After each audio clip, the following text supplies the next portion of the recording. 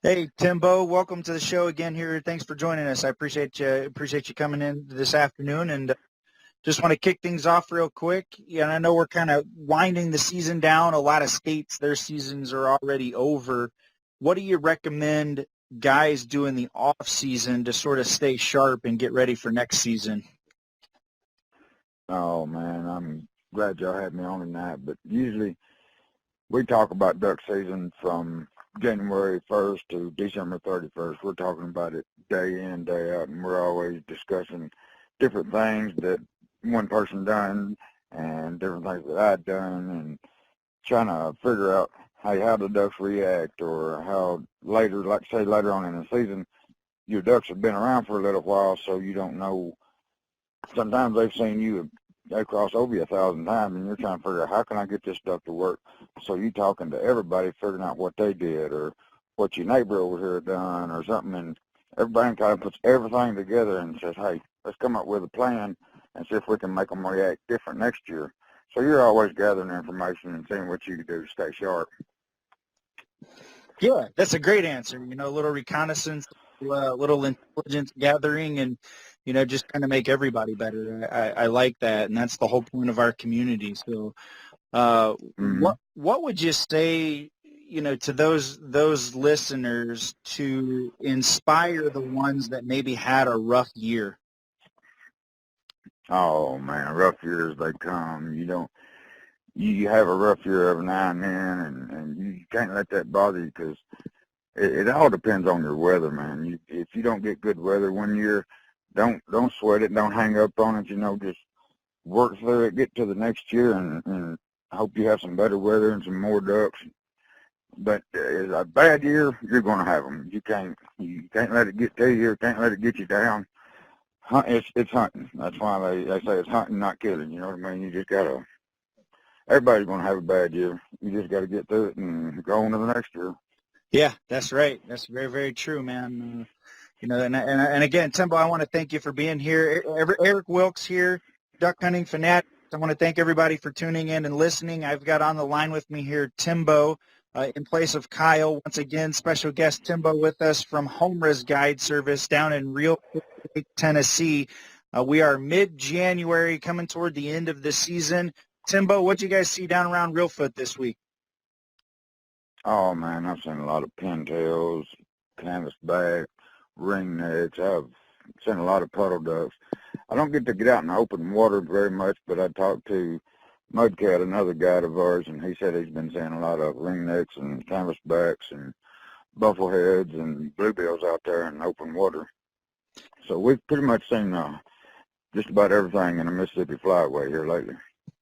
Yeah, that sounds great. And I know we just had a big front come through up north over the weekend, so hopefully it's just continuing to push them further and further south. And I suspect that's probably why you're seeing a lot of birds flying, a lot of ducks flying this week for sure. Uh, you know, Correct, it is. and if you had to look back at this season up to this point, and I know you probably have lots of stories, but what's been your favorite moment so far? Oh, I'd say my favorite moment is I had a 10-year-old boy in a blind with me one day, and he hadn't done a whole lot of hunting, and we got him in there, and we had a pretty good morning that morning, and we worked in a couple millards, and we all shot, and then I told him, he was 10-year-old, wanting to play around, wanting to do this.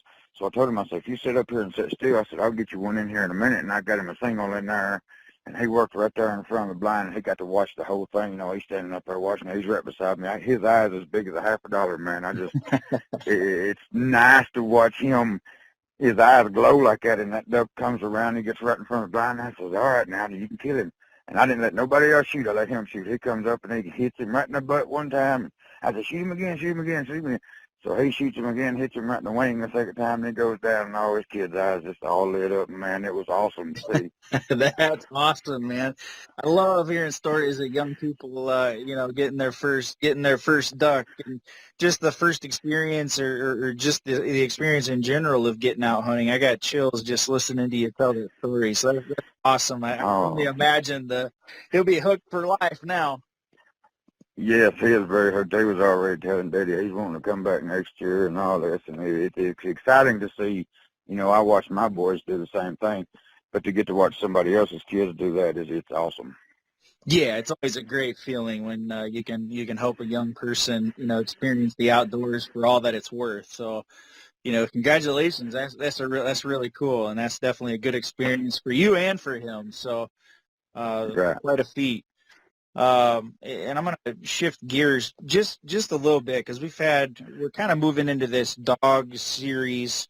We've had a lot of questions come in about dogs lately. It seems like. Do you guys, all of you down there, do you hunt with dogs? No dogs?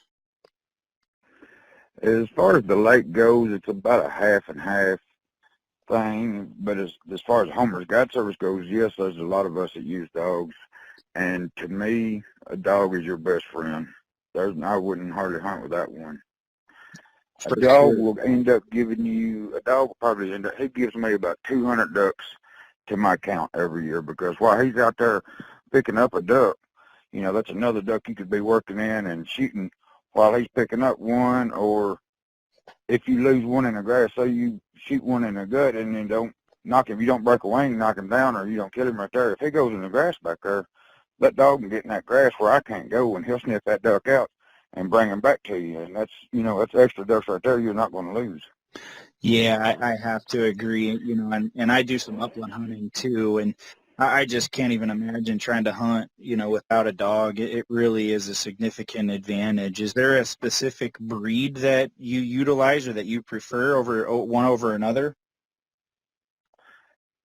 I like the labs myself. The black labs is real good, and yellow labs are real good.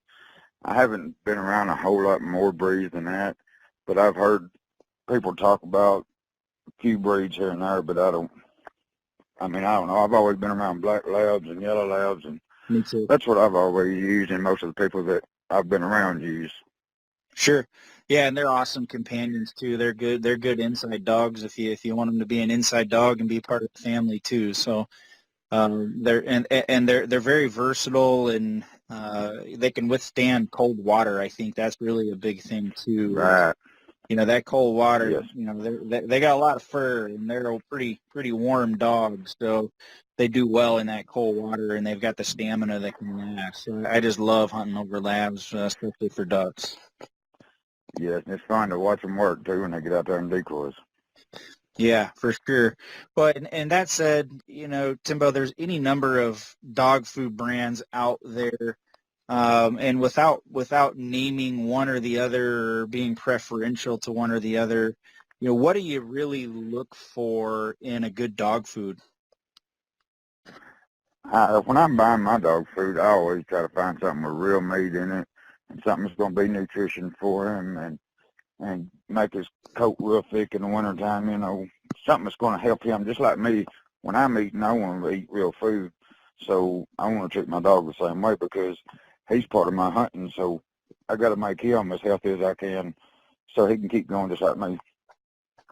Yeah, exactly. And I know we've got a whole series that we're coming up on, like I said, about dogs and dog food and training and so on and so forth. So I'll look forward to picking your brain on that in a future episode. And once again, I want to thank you for taking time out of your schedule to be here. I know you've got clients and you guys are out guiding, and so we definitely appreciate your time, Timbo.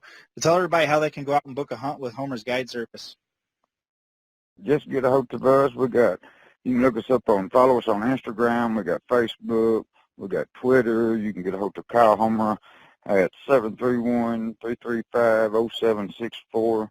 Talk to Kyle. He'll get you hooked up with a motel room. We've got a lodge up here, and he'll get you hooked up with all that and the hunt and tell you what all you need to do. And y'all come on down and see us, and we'll have the best time. If we don't even get to kill a lot of ducks, we're going to have a good time in a duck blind, that's for sure.